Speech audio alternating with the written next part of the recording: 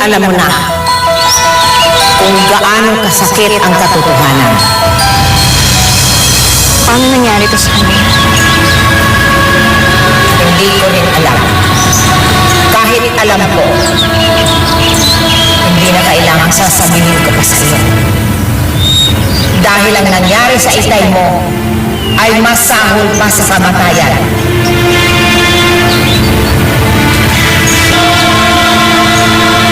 Mayroon akong itatanong sa iyo. Sulit ba? Sulit ba ang pagmamahalan ninyo ni Efren? Na alam mong walang maidudulot sa iyo ito kung hindi pa sakit lang?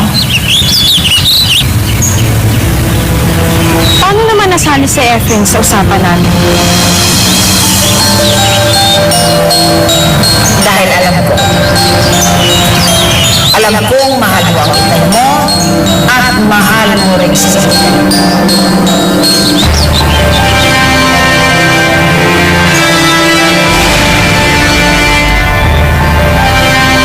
Okay ka na, sis. Alam mo, dirty ice cream lang ang katapat niyan. Oh my God! You're Valentina! Valentina?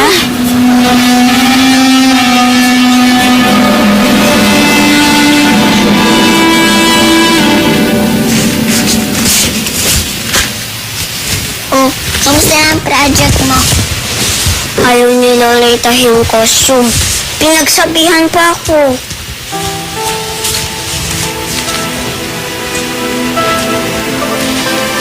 Sige, ako na nga susubo.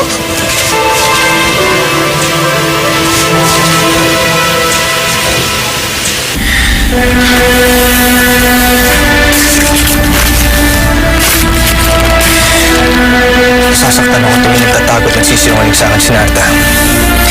Kailangan ibahagi niya sa akin ang lahat-lahat. Dahil kung hindi kami maaaring magsama.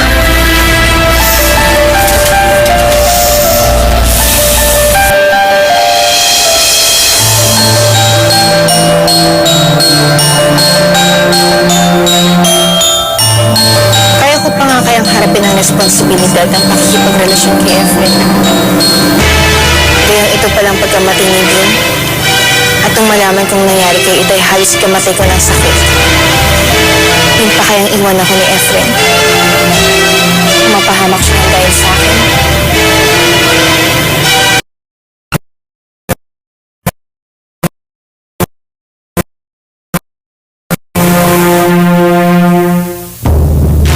Alam mo ba, idol kita, Valentina?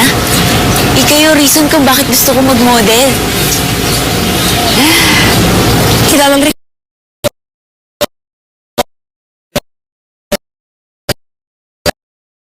ko. Sorry. Alam ko kung gaano kahirap maging celebrity. Lalo na kung maging celebrity ka sa maling dahilan. Mas mahirap din po yung kaso ko eh. Nag-iisa lang po ako. Tapos kailangan ko pa po maghanap ng trabaho para sa pag-aaral ko. Ay, nabanggit mo gusto mo maging modelo, di ba? Opo. Alam mo, pwede ka. Hindi lang malayo mararating mo. Malaki pa kikitain mo. Talaga po? Ito ang number ko. Call me if you need help. Ay,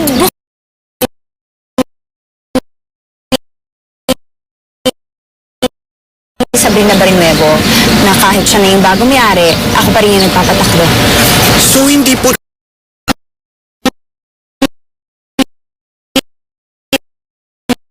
Hindi naman pwede yun. She's my mentor. Kamusta na po si Sabrina? Eh, pagtas nung aksidenteng nasira ng mukha niya. Eh. Ano ba? Maraming salamat po at nakipag-usap po kayo sa amin. Wala yun. Kwentuhan lang naman, di ba? Excuse me lang kasi may appointment pa. Sige po.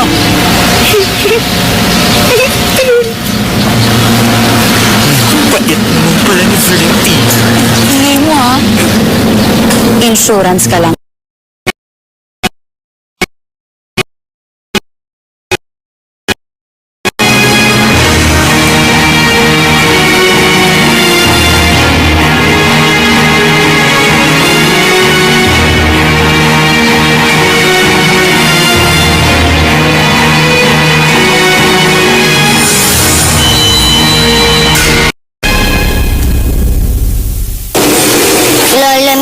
Negros? Oh, bakit naman napaka-formal ang tawag mo sa akin?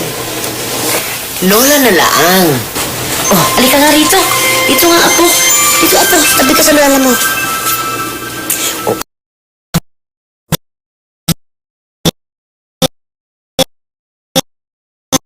Pwede niyo po bang ipahito nasa sketch?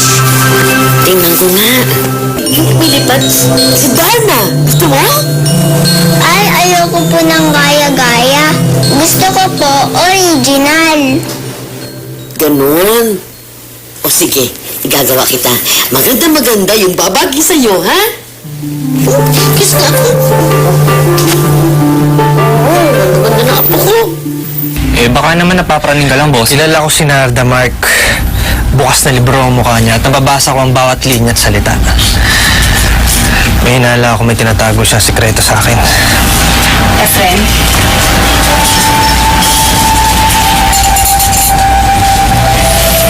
pwede ba tayo mag-usap?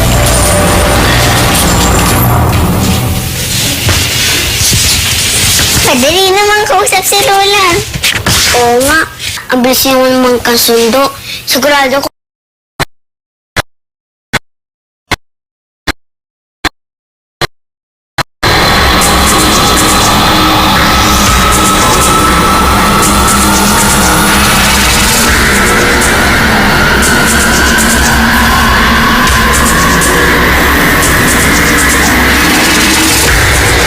Nasaan na kaya ang puta ni Brabud? Nasaan na kaya si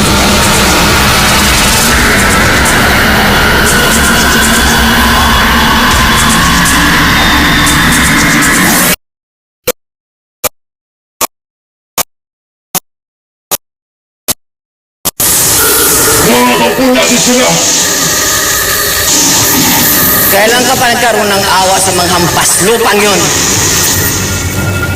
Kailan ka pa natutong sumalungat sa akin?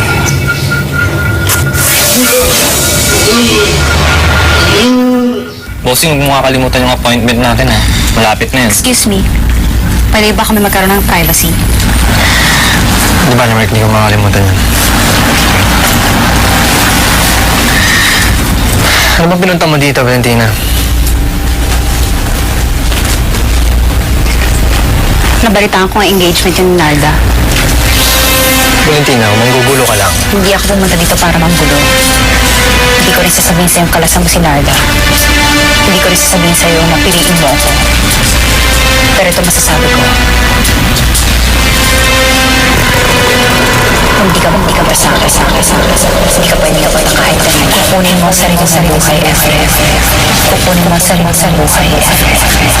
Kukunin mo ang sarili sa buhay. Kukunin mo ang sarili sa buhay, FF.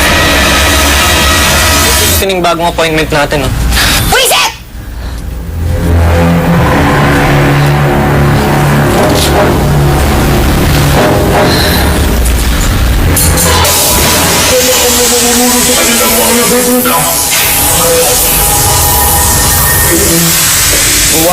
Huwag ka magkamaling salungatin ako ng sila.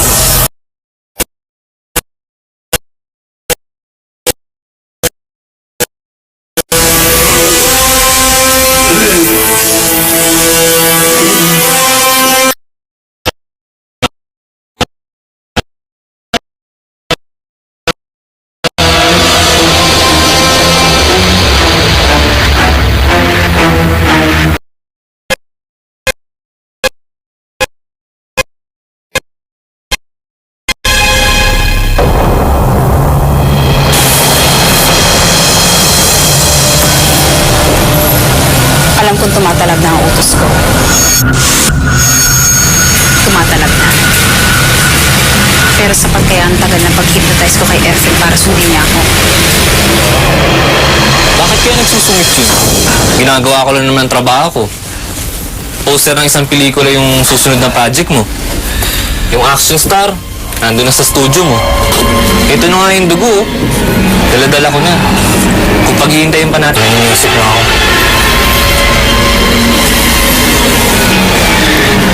Nasaan kaya si Narda?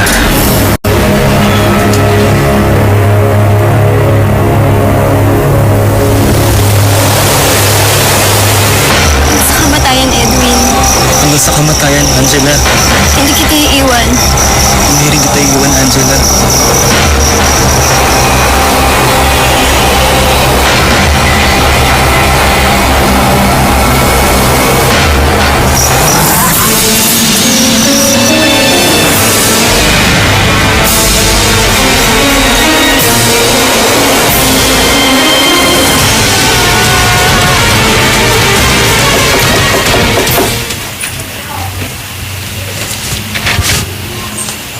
Lenden, ito na yung damit mo. Thank you po. Ang bilis naman. Siyempre, di ba sabi mo sa akin kailangan mo? Kaya ayun, minadali ko.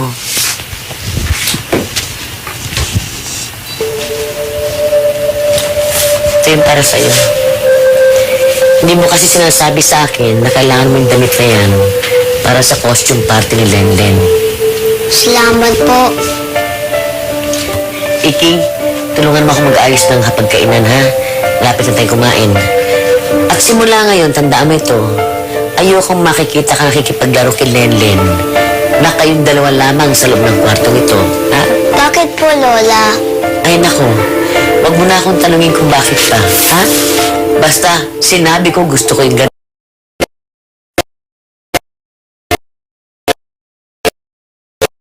Buwaba ka na, Maria. Ayaw.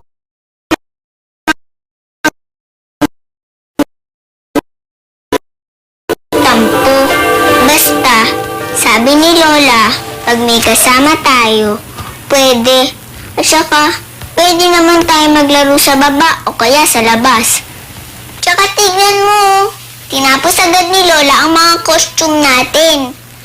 Pumunta ka sa kwarto mo, magpalit ka, tapos bumalik ka para makita natin ang mga sukat ng costume natin. Sige! Hindi ko lang alam, pare, pero parang may tinatago sa akin si Narde. Hindi ko lang alam kung ano. Daya. May tao ba dyan?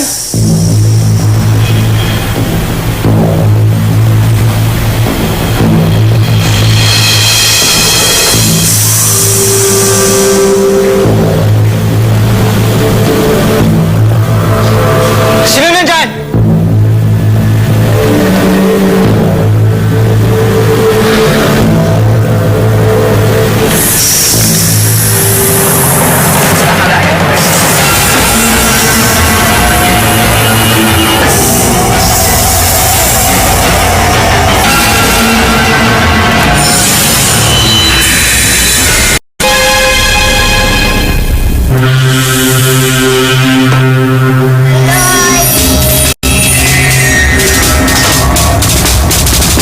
Wow, ang gwapo mo naman. Wow, ang ganda mo naman. Hoy! Tara, subukan natin yung mga costume natin. Iki, ano na naman ang iniisip ko?